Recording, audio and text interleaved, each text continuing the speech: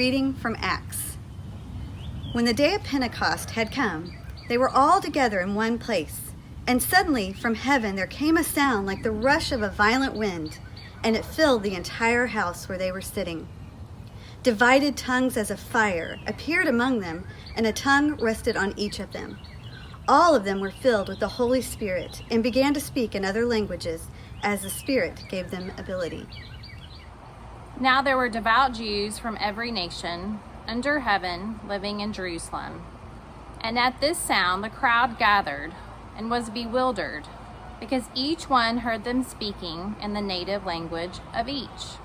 Amazed and astonished, they asked, "Are not all those who are speaking Galileans?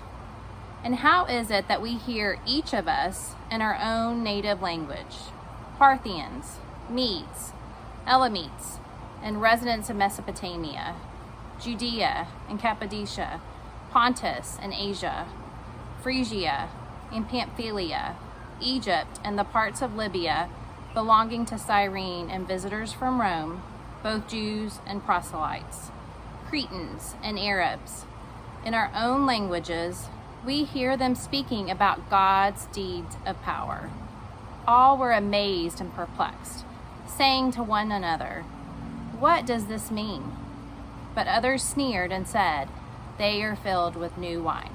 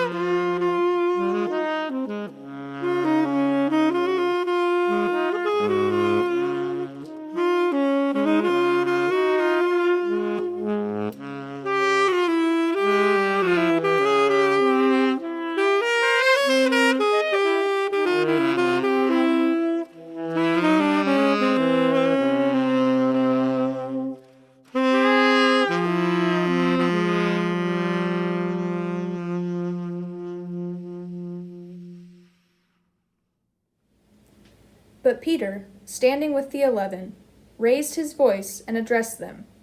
"Men of Judea and all who live in Jerusalem, let this be known to you, and listen to what I say. Indeed, these are not drunk, as you suppose, for it is only 9 o'clock in the morning. No, this is what was spoken through the prophet Joel. In the last days it will be, God declares, that I will pour out my Spirit upon all flesh, and your sons and your daughters shall prophesy, and your young men shall see visions, and your old men shall dream dreams. Even upon my slaves, both men and women. In those days I will pour out my Spirit, and they shall prophesy.